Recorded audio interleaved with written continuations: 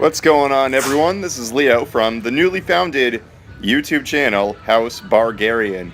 Now, basically, I'm going to show you two workouts I did this week. This is an upper body workout.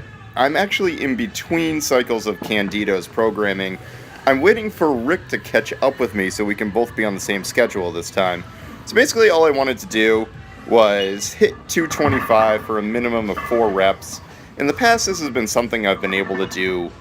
I think I've done it even 11 or 12 times in the past. But I lost all my strength when I pinched the nerve in my left arm. So right here, I'm able to get 5 nice and cleanly, which is pretty good. I'm going to consider widening my grip because it looks like my forearms do not press in a straight line this entire time. And I'm also somewhat chest dominant. So I'm going to work on that. Now, after the bench press, I was able to move over to do some pull-ups. Basically wanted to get some back in there.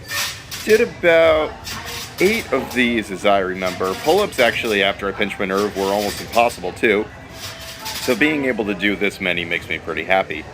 Now, pull-ups in the past I've done with weight. It always seemed to aggravate my biceps tendon up under my shoulder towards the top of the bicep. So I haven't been going with weighted pull-ups very often since then. Now, what you're going to see next is a deadlift workout that me and Rick did. Now, Rick is on the last day of his Candito programming, so he's got to go for a heavy set of 1 to 4 on deadlifts. Here's me, just regular, conventionally pulling 225. Obviously, there's no trouble for me here.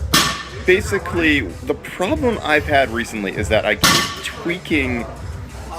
I thought it was my lower back at first, but I've determined it's probably my gluteus minimus when I go super heavy and I don't get my hips down enough. So what I'm trying to do today is hit some deficit pulls without a belt, double overhand grip. And what I'm really focusing on is getting my hips down nice and far, getting a good leg drive, which the Romaleos have really provided me since I started wearing them. Now here's, I believe this is going to be 295. I'm just going to knock out 2 of them.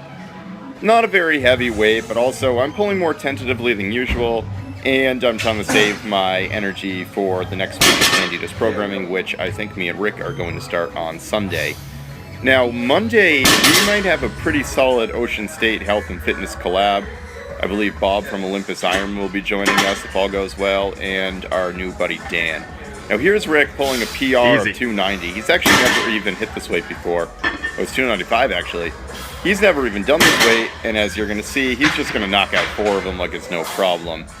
Now, he was feeling so good after this that even though this was all that was prescribed on this day, he decided to go up to 315, which he's just about to just go beast mode on. This looks even easier than the 290 was. Pulling the slack out of the bar, no slack in it, just like me.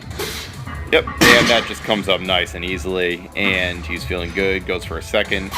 Now, as you can tell, he probably had a third in him, but what Rick wanted to do was save his energy for the next wave of programming.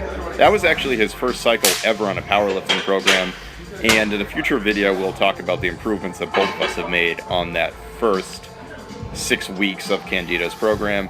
Here's 315. It honestly felt really light, but, you know, I've been really tentative with these lately because there's been twice now where I've had a little tweak in the glutes.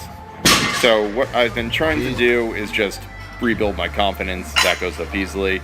Here's Rick doing some hamstring curls at the end. Alright everyone, subscribe and like the video. Thanks.